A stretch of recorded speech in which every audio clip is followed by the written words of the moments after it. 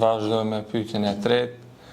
Cili është shpërblimi për ata që kontribuojnë në ndërtimin ose mirëmbajtjen e një xhamie?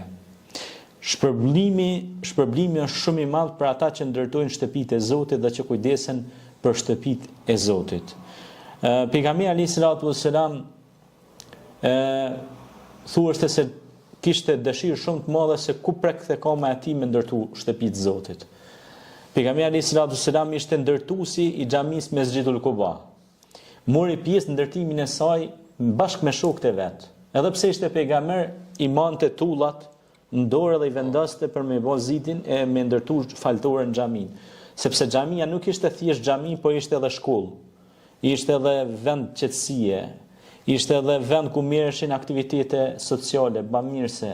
Pra xhamia ishte simbol i punës së mirë, i veprës së mirë, i fjalës së mirë dhe është akoma e tillë. Dhe pejgamberi selam tregonte se për çdo tull që e vendos ose çdo gjë në qoftë edhe në diçka të vogël, edhe si thon na në euro nëse jep për ndërtimin e një xhamie, Allahu do t'ja ndërtojë një shtëpinë në xhenet atij njeriu që e bën këtë vepër. Pastaj ne kemi shembull Ibrahimin alayhis salam që e bëri ndërtimin e Qabes. Po ashtu Muhamedi alayhis salam ndërtoi xhamin në Tebuk, po ashtu, po në Mesxhidul Quba. Pejgamberi alayhis salatu wassalam nuk ndërtoi vetëm thjesht xhamin nga bloku, tullat dhe cimentoja, por ndërtoi xhami edhe në zemrat e besimtarëve. Pra, sepse ne duhet të ndërtojmë xhamiat edhe në zemrat tona, jo thjesht shkojmë të falemi aty, a kupton ajo? Po. Për si them na me kryeni një obligim. Por xhamia duhet të jetë edhe në brendësinë tonë, në batinin tonë, brenda nesh. Sepse roli i xhamisë është edukimi edhe shpirtëror, njerëzor, moral, edukativ i kujt i njerëzit. Pra xhamit i kanë ndërtuar njerëzit.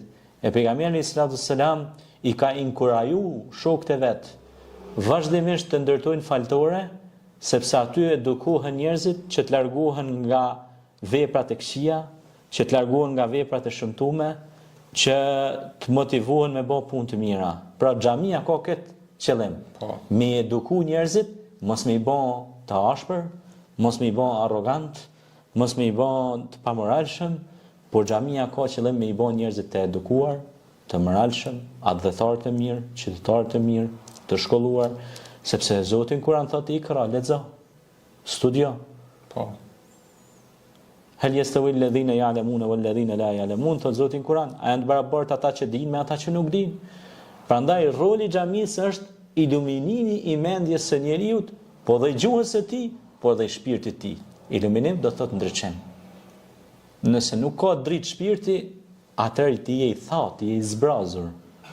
E zbrazësia nuk je pas një lloj arome të mirë. Sikur një trëndafil që nuk ka aromë është i thatë. Pra çdo gjë e ka të mirën e vet. Prandaj pejgamberi alayhis salatu wassalam i inkurajonte edhe shpesh përmendte edhe ajetet e Kuranit innal ladhina amanu wa amilus salihati ulaika hum khairul bariya, ata që bojnë vepra të mira janë krijesat më të dashura tek Allahu. Prandaj ka vepër më të mirë se ndërtimi i një faltorie. Nuk e di. Faleminderit.